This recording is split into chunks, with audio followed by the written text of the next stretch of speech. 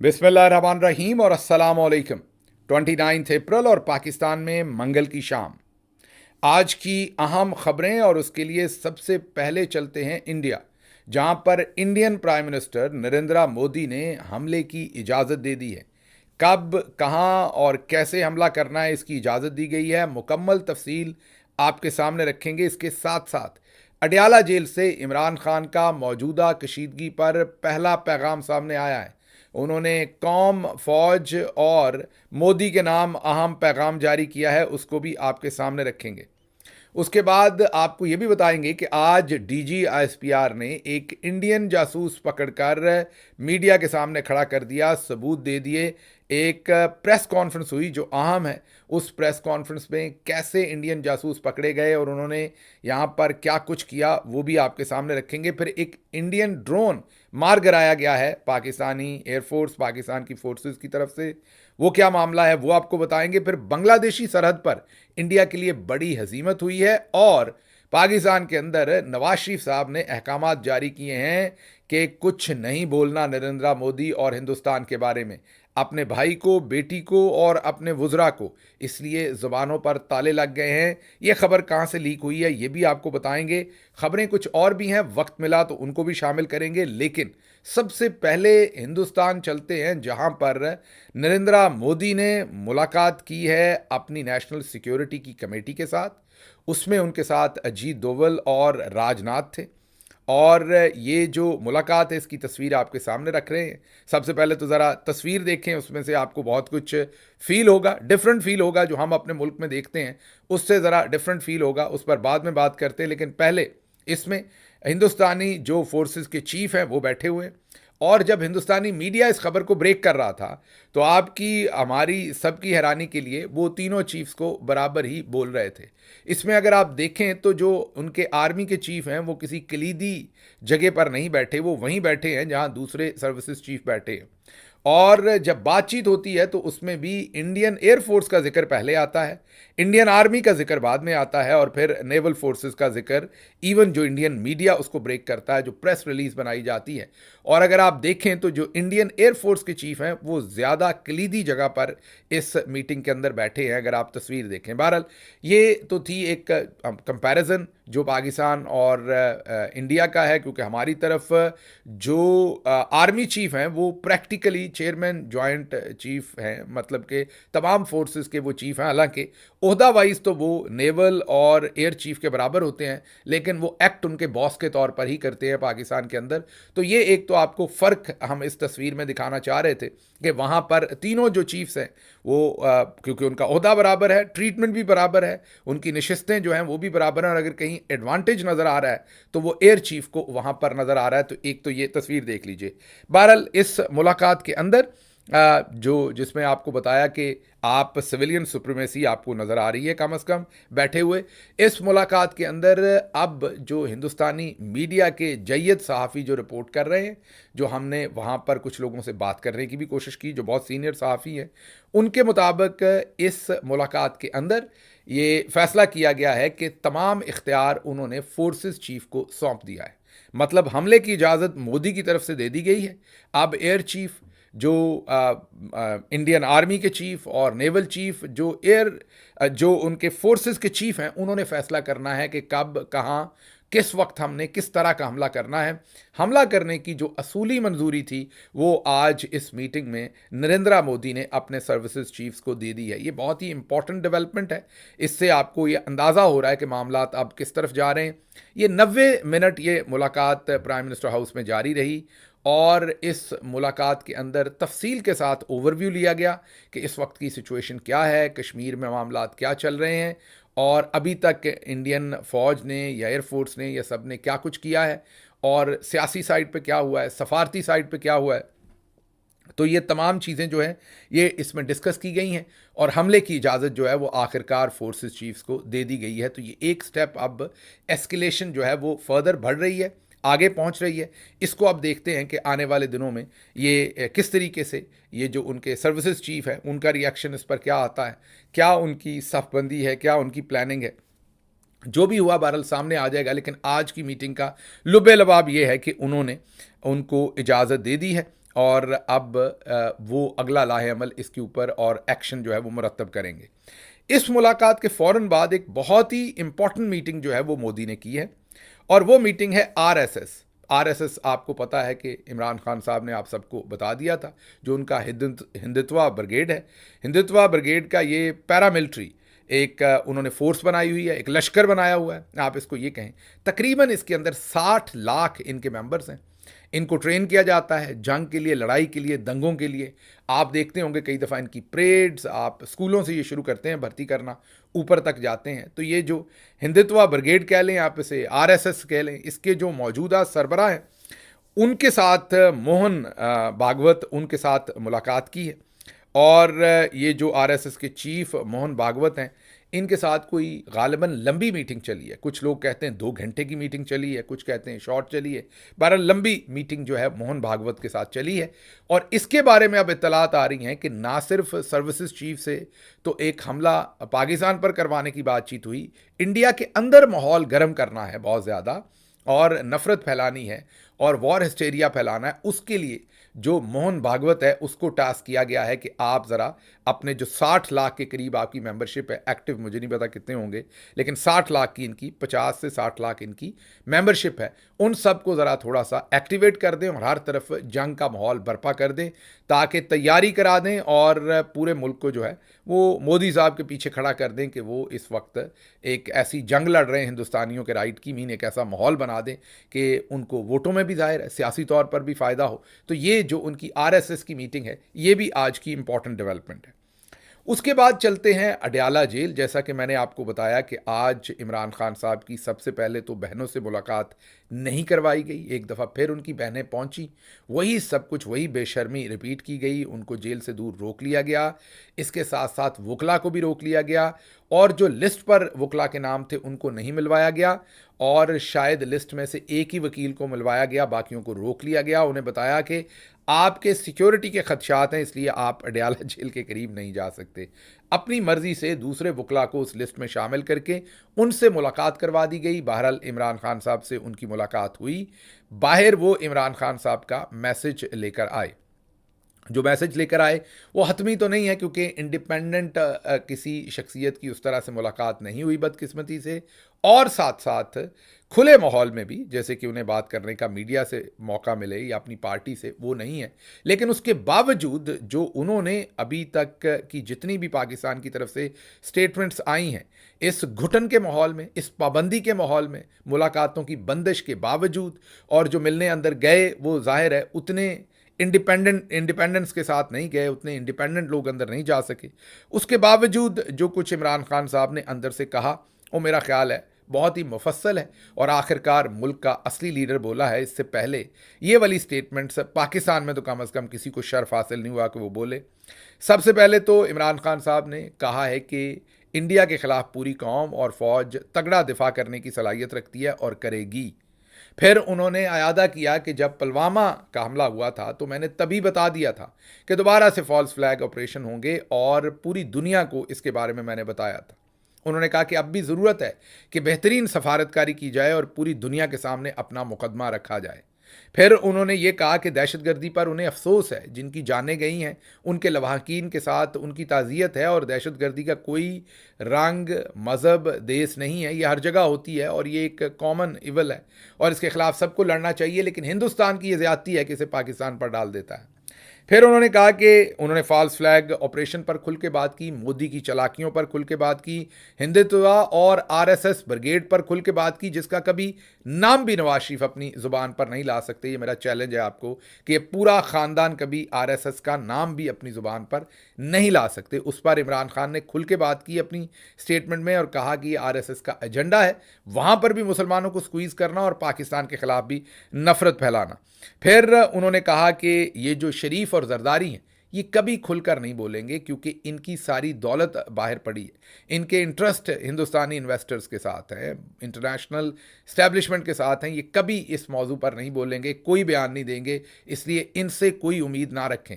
फिर उन्होंने कहा है कि ये पाकिस्तान के अंदर जो कौम को डिवाइड करने का काम इस वक्त जारी है, ज़ाहिर है उनका इशारा वाज़े तौर पर army chief general Asim Munir, तमगा इम्तियाज़ मिलिट्री की तरफ है कि इसको बंद किया जाए। लोगों को जो पकड़ा जा रहा है, जुल्म किया जा रहा है, बेगुनाहों को जेलों में रखा है, मैंडेट चोरी किया है, अदालतों के ऊपर आपने कब्जा किया, ये सब बंद किया जाए ताकि पूरी कौम इकट्ठे होकर लड़ सके। इमरान खान ने यह कहा कि किसी भी कौम की असल ताकत उनका इकट्ठ होता है, उनकी यूनिटी होती है। वो इकट्ठे होकर लड़ेंगे तो वो कामयाब होंगे। इस वक्त कौम को डिवाइड करने की नहीं, इकट्ठे करने की ज़रूरत है। इन चोरों के ऊपर आपने अपना सारी ताकत लगा के आपने फ़ौज को बहुत नुकसान पहुंचाया, पाकिस्तान के दिफा को बहुत नुकसान पहुंचाया।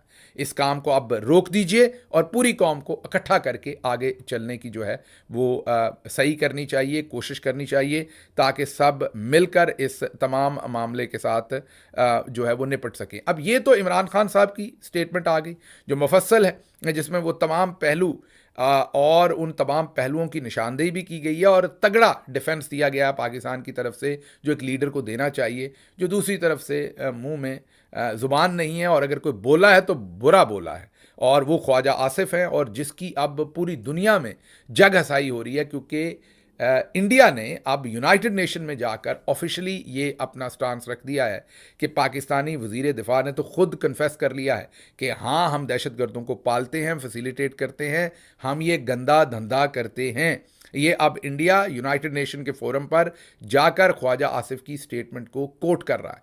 दूसरी तरफ अर्नाब गोस्वामी ये खबर ले आए हैं, उन्होंने अपने शो में बताया है कि उनकी इन्फॉर्मेशन ये है कि नवाज़ शरीफ ने शहबाज शरीफ, अपनी बेटी और अपने मिनिस्टर्स को ये इंस्ट्रक्शंस जारी की हैं कि किसी सूरत कोई बयान आपने हिंदुस्तान के ख़िलाफ़ नहीं देना।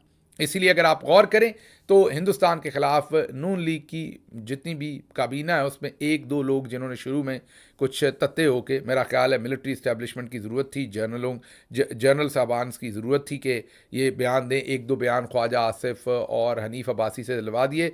उसके बाद से मुकम्मल सन्नाटा है। शहबाज शरीफ, नवाज़ शरीफ, मरीम नवाज़ सब खामोश हैं। इवन इनके वो जो बेटे हमज़ा और वो सारे निकल आते हैं, बयान देते हैं, बाद में कोई और सिचुएशन हो वो भी खामोश हैं। तो ये अर्नाब गोस्वामी की खबर है जो उन्होंने हिंदुस्तानी टेलीविज़न पर दी है कि नवाज़ शरीफ ने सबको मना कर रखा है। इमरान खान पहले ही बता चुके हैं कि ये कभी बयान नहीं देंगे और उसकी वजूहात भी उन्होंने बता दी।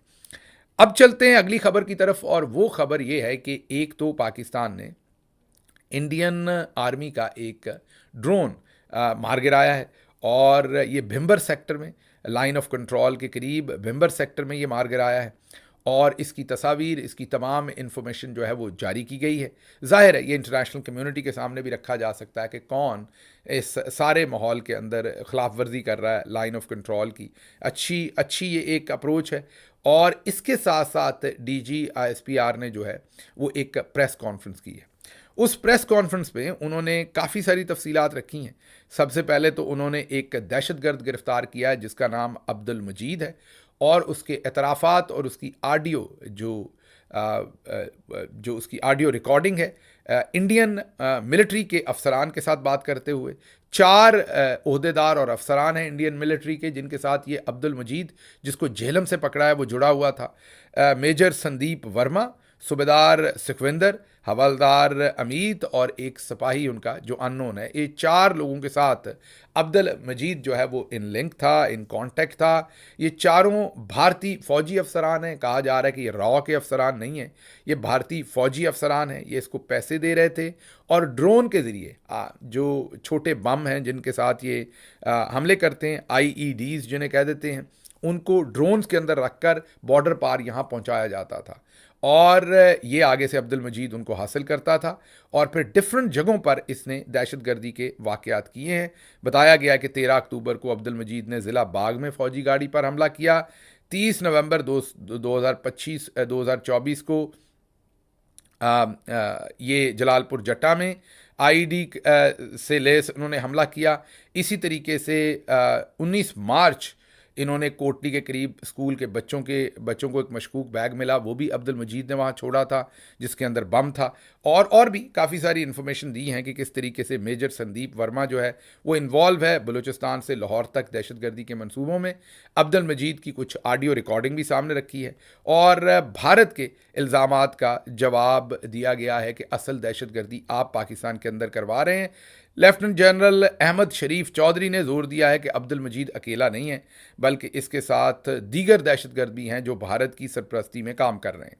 अच्छा, ये इन्होंने बताया कि ये बहुत पहले से ये सब कुछ कर रहे थे और 4 इंडियन जो फ़ौज के अफसरान कह लें या दूसरे लोग हैं, वो इनके साथ जुड़े हुए थे, जो मिलकर ये सारा काम कर रहे थे। अच्छा, अब इसमें कुछ सवालात हैं। एक तो ये बड़ा अच्छा किया कि इंडिया को आपने दिखाया कि असल हकीकत क्या है, लेकिन इसमें और भी अच्छा होता अगर आप ये प्रेस कॉन्फ्रेंस जो है वो इंग्लिश में करते। मतलब ये कोई तनकीद नहीं कर रहा, ये मैं आपको ये आपको मैं एक मशवरा दे रहा हूँ ताकि आप इंटरनेशनल कम्युनिटी के सामने ये सब कुछ रखते। तो एक प्रेस कॉन्फ्रेंस आपको इंग्लिश में, पहली प्रेस कॉन्फ्रेंस ही इंग्लिश में करनी चाहिए थी, क्योंकि पाकिस्तानी कौम तो पूरी आपके साथ खड़ी है, उसमें तो कोई इफ़ एंड बट नहीं है ना। आप अंग्रेज़ी में बोलें, चाइनीज़ में बोलें, जापानी में बोलें, जिसमें मर्जी बोलें, हमारे लोग तो खुद ही तर्जमा कर लेंगे। हमारे लोगों को तो पता चल जाएगा कि एक हिंदुस्तानी दहशतगर्द अब्दुल मजीद नामी जेलम में है, वो नहीं कर लेंगे तो हम करके यहाँ से बता देंगे। तो पाकिस्तानियों को बताने के लिए आपको बैठने की ज़रूरत नहीं। अब दिन रात ये जो टिक्कर उर्दू में जारी करते रहते हैं, तो इन हाउस ही प्रोपेगेंडा होता रहता है। बाहर आपकी कोई भी एग्जिस्टेंस नहीं है, कोई भी आपकी आपकी कोई भी इम्पैक्ट नहीं है आपका। तो आज की प्रेस कॉन्फ्रेंस आपको करनी ही इंग्लिश में चाहिए थी। उर्दू में आप क्यों करते हैं, ये हमारी समझ से बाहर है। क्या पाकिस्तानी कौम को आपने बताना है कि ये दहशतगर्द पकड़ लिया तो आप हमारे साथ खड़े हो जाएं? वो पहले ही आपके साथ हैं। आपको इस वक्त ज़रूरत है, जब आपके डिफेंस मिनिस्टर ने एक खच मारी हुई है माजरत के साथ इंटरनेशनली, और पूरी जगह पर आपको लेने के देने पड़ रहे हैं, आप फंसे हुए हैं इंटरनेशनली। नुसरत जावेद साहब ने भी अब ये कहा है कि बयानिए की जंग हम हार गए। तफसीली उन्होंने भी तज्जिया किया है कि क्योंकि ट्विटर यहाँ बंद है, सहाफ़ियों को आज़ादी नहीं है, बात करने की आज़ादी नहीं, तो हम बात ही नहीं कर सकते। तो जब हम बात नहीं कर सकते तो बयानिया क्या दे हमारा जर्नलिस्ट? तो बयानिए की जंग इस वक्त, इसमें कोई शक नहीं है। इन हाउस हम बड़े खुश हैं, कुछ लोग हमारे ड्राम मारते हैं और बताते हैं कि ये कर दिया, वो कर दिया, ऐसे कर दिया। तो इन हाउस तो हमने चुप के रखा हुआ है काम, लेकिन इंटरनेशनली हमारा नैरेटिव कहीं नहीं जा रहा। अब अगर हम इंटरनेशनल जो एहतजाज हो रहे हैं उन्हीं पे बात करें, तो शिकागो में कोई 700 के करीब गालिबन लोग इकट्ठे हुए हैं इंडियन कम्युनिटी के, और उन्होंने एक भरपूर पाकिस्तान के ख़िलाफ़ एहतजाज किया। अब हमने तो कॉल दे रखी है कि पाकिस्तानियों को भी करना चाहिए। तहरीक इंसाफ इसमें बिल्कुल साथ खड़ी है, कोई इसमें मसला नहीं। लेकिन आपने पाकिस्तानी जो ओवरसीज़ है उनको तंग ही इतना किया हुआ है, उनके दिल ही आपने इतने तोड़े हुए हैं। इंतशारी टोला, ये यहाँ अपने मुर्दे दफनाने आते हैं, बाद में प्रॉपर्टी बेच के चले जाते हैं। ये पाकिस्तान में क्या लेने आते हैं? ये वहीं पर जहाँ पर रहते हैं वहाँ पॉलिटिक्स करें। पीछे से उनके रिश्तेदारों को उठा लिया, किसी का शनाख्ती कार्ड ब्लॉक, किसी का पासपोर्ट ब्लॉक, किसी को एयरपोर्ट पर हादसा किया। तो आपने ओवरसीज़ पाकिस्तानियों को इतना तंग कर दिया है कि अब उस तरह की हमें भी इस सारी सिचुएशन में, यकीन कीजिए, एज अ पॉलिटिकल वर्कर हमें इसमें प्रॉब्लम आ रही है लोगों को मोटिवेट करने में और लोगों को इकट्ठा करके खड़ा करने में। क्योंकि और आप सीख नहीं रहे, आप बैकफुट पे नहीं जा रहे, आप डबल डाउन कर रहे हैं अपनी पोजीशन को मज़ीद और मज़ीद। वही हरकतें पाकिस्तान में जो आज अलीमा बीबी के साथ, इमरान खान की बहनों के साथ आपने किया है, वो सब आप डबल डाउन कर रहे हैं, आप अपनी पोजीशन से पीछे नहीं हट रहे।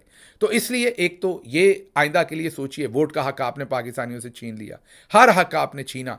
तो अब आपको समझ आई कि कितना इंपॉर्टेंट होता है आपका डायस्पोरा, कितनी उसकी इंपॉर्टेंस होती है, और आपने कितना बेदर्दी के साथ, बेदिली के साथ और कितनी हमाकत के साथ आपने इनको डील किया और हकारत के साथ आपने डील किया, और आज वो सब कुछ आपके सामने आ रहा है। बहरहाल ये तो हो गई सिचुएशन के आपको ये इंग्लिश में करनी चाहिए थी, अभी भी करें, फ़ौरन करें इंग्लिश में। और आइंदा जो भी आप प्रेस कॉन्फ्रेंस करें, मेहरबानी करके वो सिर्फ इंग्लिश में करें।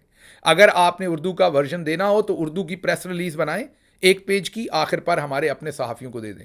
हमारे तमाम सहाफ़ी इंग्लिश समझते हैं, उनको कोई मसला नहीं, वो खुद ही ट्रांसलेट कर लेंगे आपकी बात को, और उनको एक लीफलेट दे दें आखिर पर, एक पेज का, 2 पेज का, जिसमें तमाम इंपॉर्टेंट चीज़ें लिखी हों। टिकर तो आप वैसे ही जारी करते हैं, तो वो मसला हल हो जाएगा। तो अगर इंग्लिश में प्रॉब्लम है तो फिर किसी ऐसे बंदे को बिठाएं कि जो इंग्लिश बोल सके। आपके पास होंगे लोग ज़रूर ऐसे, वो प्रेस कॉन्फ्रेंस करे। ज़रूरी नहीं, लिखवा के नहीं लाए कि आप ही ने ये प्रेस कॉन्फ्रेंस करनी है। तो जनरल शरीफ साहब, ये आप पर भारी जिम्मेदारी है, इस टाइम कौमी जिम्मेदारी है कि आप अपने आप को, अगर if you believe you can't perform, तो अपने आप को, अपने किसी सबऑर्डिनेट को अपनी जिम्मेदारी दें कि वो आज के बाद जितनी भी प्रेस कॉन्फ्रेंसेज हैं वो इंग्लिश में करें। ज़रा गौर कीजिए, इंडियन जब फॉरेन मिनिस्ट्री के अंदर उनके फॉरेन सेक्रेटरी ने कितने प्रोफेशनल तरीके से, एक तरफ आपने ये सारे लगड़ बगड़ बिठाए हुए थे, 6-7 एक दूसरे के ऊपर चढ़े थे, 2 बंदों के बैठने की जगह थी जहां आपने 7 बंदे के 6 बंदे बिठा दिए थे, जब ये ख्वाजा आसिफ और सब ने फॉर्म 47 वालों ने बैठ के प्रेस कॉन्फ्रेंस की थी। दूसरी तरफ 3 लोग बैठे थे, वो खुली जगह थी। जो उनके फॉरेन सेक्रेटरी थे, उन्होंने कहा हम कोई सवाल नहीं लेंगे, मुख्तसर बात की, इम्पैक्टफुल बात की, इंग्लिश में बात की ताकि पूरी दुनिया को समझ आए, और वो इंग्लिश बोली जो टर्मिनोलॉजीज़ आम फहम हो, आम लोगों को समझ आए, और पूरी दुनिया के सामने अपना मुद्दा रखा। आप यहाँ पर पता नहीं क्या उर्दू में हम ही बेची जा रहे हैं सबको, भाई हमें पता है, आप अब्दुल मजीद को कहें ये एटम बम भी था तो हम आपकी बात मानने को तैयार हैं। पाकिस्तान तो आपके साथ खड़ा है, जो आपकी बात नहीं मान रहे, यहाँ बयानिए का मसला है, उनकी ज़ुबान में बात करें। तो एक तो अगली प्रेस कॉन्फ्रेंस ज़रा मेहरबानी करके इंग्लिश में करें। दूसरा आपको ये बताना है कि ये DGSPR साहब पर एक और सवाल है कि शुक्र है आप आखिरकार बोले, आपने बताया कि हिंदुस्तान यहाँ दहशतगर्दी कर रहा है। गार्डियन ने कहा 20 लोग मार दिए, आप खामोश रहे। हिंदुस्तान ने क्या कुछ नहीं किया पाकिस्तान के अंदर पिछले 2-3 साल में, आप खामोश रहे। बलूचिस्तान के अंदर जब दहशतगर्दी हुई थी तो आपको उस दिन इंग्लिश में बैठ के प्रेस कॉन्फ्रेंस करनी चाहिए थी। आप जो बाद में मीडिया को फीड करते रहे इसके पीछे हिंदुस्तान, तो आप खुद डरते हैं क्या? मसला क्या है? आप सबने खुल के हिंदुस्तान के ऊपर तब बात क्यों नहीं की? अब आप कहते हैं उसके पीछे हिंदुस्तान है। तो उस दिन आपने ट्रेन के बाद, क्या हम इतने नालायक हैं? हमारी इंटेलिजेंस एजेंसीज इतनी नालायक हैं कि हमारे पास कोई इंफॉर्मेशन नहीं थी? और अगर थी तो फिर इससे बड़ा जुल्म और जुर्म और कौम के साथ क्या हो सकता है? इवन हिंदुस्तानी अवाम के साथ भी ये जुल्म है कि आप उनको मोदी का जो असल चेहरा है वो नहीं दिखा रहे कि ये किस कदर जंग करना चाह रहे हैं और किस कदर इन्होंने पाकिस्तान के अंदर ये दहशतगर्दी बर्पा कर रखी है। ये आपको करना चाहिए था, आपके ऊपर ये फ़र्ज़ था कि आप जिस दिन ट्रेन अगवा हुई और उसके बाद सारी शहादतें हुई, आप इंग्लिश में बैठ के एक प्रेस कॉन्फ्रेंस करते जिसमें सबूत देते कि हिंदुस्तान ने ये सब कुछ किया। अब आपको मतलब वो अगर हम पर हमला ना करें, ये जंग शुरू ना हो, ये पहलगाम ना होता तो आप खामोशी रहते, आप बोलते ही ना, आप हिंदुस्तान का चेहरा लोगों को दिखाते ही ना, ये अब्दुल मजीद जो है ये पकड़ा ही ना जाता, इसकी सारी कार्रवाई बताई ना जाती, क्योंकि 3 साल में तो आपने हमें कुछ नहीं बताया ऐसा। तो इसलिए ये बहुत ही हमारा डिसअपॉइंटिंग बिहेवियर है जो हम कर रहे हैं, बहुत ही डिसअपॉइंटिंग है। तो इसलिए एक तो इंग्लिश में करें और एक जो कुछ भी आपके पास है उसे निकालें। संभाल के क्यों रखा हुआ है आपने नवाज शरीफ की तरह? आप क्यों खामोश हैं? मुंह में क्यों आपने जो है वो ज़ुबान अपनी जो है वो बिल्कुल सील की हुई है कि आपने बोलना नहीं है? अच्छा जी, आगे बांग्लादेश में भी, बांग्लादेश की सरहद पर भी इंडियन आर्मी को थोड़ी सी हजीमत का सामना हुआ है। वहाँ पर उनके 2 फ़ौजी जो हैं वो बॉर्डर पार कर गए थे, जैसे पहले पाकिस्तान की तरफ किया है, और वो उन्होंने पकड़ लिए। और जब पकड़े तो वो बेचारे जो फ़ौजी थे इंडियन, वो अपनी जान बख्शी की और अपनी हिफाजत की मिन्नत समाजत कर रहे थे। इससे आप अंदाज़ा लगा सकते हैं कि टेंशन सिर्फ एक सरहद पर नहीं है पाकिस्तान और इंडिया की, दूसरी पर भी है। जो रवैया और जो सलूक इंडियन जो RSS लेड गवर्नमेंट है वो कर रही है इस वक्त सारे ही मुसलमानों के साथ और बांग्लादेश के साथ भी, उनका परचम जैसे पाँव में रोला जा रहा है, कल आपको दिखाया था कि पाँव तले उसको रौंदा जा रहा है, वो उस सब के बाद जाहिर है बांग्लादेश जो है वो आगे से कोई फूल तो नहीं देगा। तो बांग्लादेश भी हसीना के जाने के बाद, शेख हसीना के जाने के बाद आप देख सकते हैं कि एक डिफरेंट बांग्लादेश है। इंडिया को वहाँ से भी ट्रबल हो रही है, ये भी एक बड़ी हजीमत उनके लिए, उनके मत्थे लगी है। फिर इंडिया ने अपने ही 5 फ़ौजी जो हैं वो मार दिए हैं, ये भी एक बड़ी अफसोसनाक खबर है। और वो दबाव की खबर है, पता ये चल रहा है कि दबाव में है, प्रेशर में है हिंदुस्तानी फोर्स, डरे हुए हैं कि किसी वक्त भी पाकिस्तान से कोई हमला ना हो जाए। तो 185 BSF 185 BSF ये उनका यूनिट है, जिन्होंने 13 Sikh light infantry 13 Sikh light infantry के ऊपर हमला कर दिया।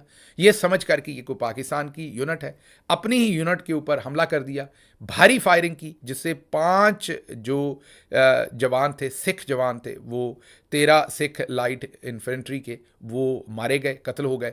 और इसके ऊपर भी अब बहुत रिजेंटमेंट है वहाँ पर, और जो माहरीन है वो कह रहे हैं कि हिंदुस्तानी फ़ौज जो है वो बहुत प्रेशर में है, इसलिए प्रेशर में आकर उनसे ये फैसला हुआ है।